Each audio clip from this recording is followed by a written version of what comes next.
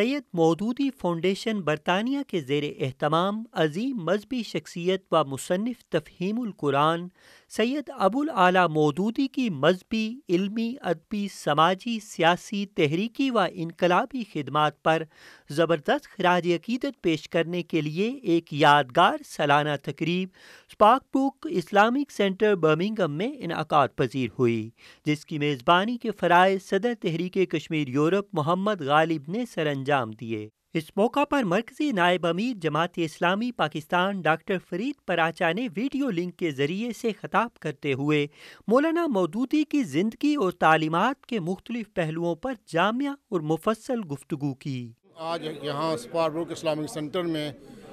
سب لوگ اکٹھے ہوئے ہیں سید مودودی رحمۃ اللہ علیہ کی یاد کے اندر، اور ان کی حیات پر باتیں ہوئی ہیں کہ وہ خانوادہ رسول کے چشم و چراغ تھے، اور ان کا سلسلہ نسب جو ہے وہ امام حسین ابن علی رضی اللہ تعالیٰ عنہما تک پہنچتا ہے، اور انہوں نے زندگی کے اندر اسلام کو غالب کرنے کے لیے، اور اس اسلام کو جو اسلام محمد مصطفیٰ علیہ السلام نے پیش کیا تھا،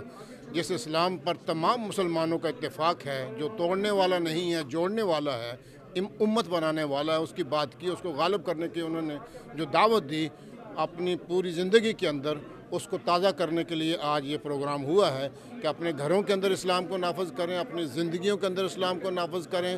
اور اپنے اپنے علاقوں کے اندر اسلام کو نافذ کریں، اپنی برادریوں کے اندر اسلام کو نافذ کریں، اور اپنی 24 گھنٹے کی زندگی کو اسلام کے مطابق بسر کرنے کی کوشش کریں۔ یہ تھا پیغام سید ابوالعالی مودودی رحمۃ اللہ علیہ کا۔ اللہ ان کی قبر میں نور پیدا فرمائے، ان کو جنت میں اعلیٰ مقام نصیب فرمائے۔ ابوالعالی مودودی رحمۃ اللہ علیہ وہ عظیم نابغہ روزگار شخصیت ہیں جن کی تھنکنگ نے ساری دنیا کو متاثر کیا ہے، اور خاص طور پر ان کی تفسیر تفہیم القرآن نے دلوں کو بدلا ہے۔ تو میں یقیناً یہ کہوں گا کہ ہر شخص کو مولانا کی تفسیر تفہیم القرآن کا ضرور مطالعہ کرنا چاہیے۔ قرآن فہمی کے لیے یہ سب سے زیادہ ضروری ہے۔ اللہ تعالیٰ سب کو اس کی توفیق عطا فرمائے۔ آج سید مودودی رحمۃ اللہ کی یاد میں سید مودودی فاؤنڈیشن کے زیر اہتمام اس تقریب میں ہم نے ان کی علمی اور فکری اور تحقیقاتی کام کو اجاگر کیا ہے کہ انہوں نے دین اسلام اور اسلام کی نظام کے لیے جو خدمات کی دی ہیں، اور جو دنیا جس سے دنیا نے فائدہ چاہیے، نہ صرف مسلمانوں نے فائدہ اٹھایا بلکہ غیر مسلموں نے بھی اس سے فائدہ اٹھایا، اور آج دنیا کے اندر ان کی بہت سارا لٹریچر جو ہے وہ بہت ساری زبانوں میں ترجمہ ہو چکا ہے، اور وہ دنیا اس سے فائدہ اٹھا رہی ہے۔ ہم سمجھتے ہیں کہ آج کے دور میں خاص طور پر برطانیہ اور یورپ کے اندر ہمیں اسلام کا وہ تصور پیش کرنا چاہیے کہ دنیا کی ضرورت ہے، کیونکہ آج دنیا میں امن اور انصاف اس لیے نہیں ہے کہ آج دنیا جو ہے وہ مادہ پرستی کی طرف بڑھ رہی ہے، اور دنیا کے لیے ضروری ہے کہ وہ اسلامی نظام کو سمجھیں اور اسلام کے جمہوری نظام کو سمجھیں، تاکہ اسی سے دنیا کے اندر عدل اور انصاف قائم ہو۔ تقریب کے شرکا سے خطابات کرتے ہوئے صدر UK اسلامک مشن ضیاء الحق، رانا وقار احمد، اعجاز احمد صدیقی، بیرسٹر رشید مرزا، زاہد چودھری اور دیگر کا کہنا تھا کہ دور حاضر میں جوان سال نسل میں عقابی روح بیدار کرنے کے لیے مولانا مودودی جیسے مذہبی قائدین کی تعلیمات، افکار اور نظریات کو اجاگر کرنے کی ضرورت ہے۔ سید مودودی فاؤنڈیشن UK کا جو بنیادی مقصد ہے وہ یہ ہے کہ مولانا سید ابوالعالی مودودی رحمہ اللہ جو پچھلی صدی میں پیدا ہوئے، اور انہوں نے اپنی فکر سے، تحریر سے، اپنے عمل سے، اپنے کردار سے پوری دنیا میں آج جو اسلام ہے کہ وہ مکمل نظام حیات ہے، اور جو کہ قرآن اور سنت کے عین سبق ہے۔ ہر نبی کریم صلی اللہ علیہ وسلم جو امام الانبیاء ہے،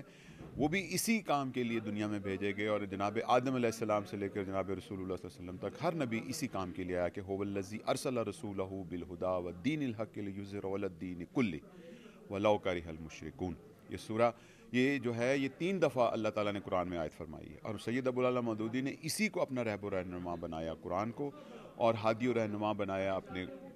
نبی کریم صلی اللہ علیہ وسلم۔ مولانا سید ابوالعالی مودودی کی فکری اور تعلیمی خدمات اس حوالے سے ایک پروگرام ترتیب دیا گیا،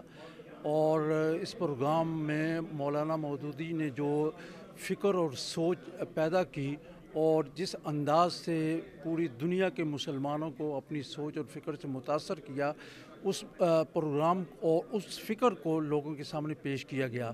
اور اس بات کو اجاگر کیا گیا کہ آج اس بات کی ضرورت ہے کہ ان تعلیمات کو اور اس فکر کو اور اس سوچ کو لوگوں تک پہنچایا جائے تاکہ دنیا اسلام اس سے فائدہ حاصل کر سکے۔ سید مودودی کے کتب کی تعداد تقریباً 100 کے لگ بھگ ہے۔ اس کے علاوہ ان پر بہت سی کتابیں لکھی گئی ہیں، شروع میں تو مخالفت میں لکھی گئی، لیکن بعد میں بہت اچھی کتابیں آئی ہیں۔ ان کی کئی کتب کا ترجمہ ہو چکا ہے، انگلش میں تقریباً 61 کے لگ بھگ کتب ترجمہ ہو چکی ہیں۔ اسلامک فاؤنڈیشن نے تقریباً 15 کتب کا ترجمہ شائع کیا ہے، اسلامک فاؤنڈیشن لیسٹر نے، باقی پاکستان اور دوسری جگہوں پر ہوئی ہیں۔ اسی طرح ترکی میں 25 کتب ہیں جن کا ترجمہ ہو چکا ہے۔ تفہیم کا روسی زبان میں بھی ترجمہ ہو چکا ہے، تفہیم القرآن کی بات کر رہا ہوں۔ اسی طرح ناروے میں ہو چکا ہے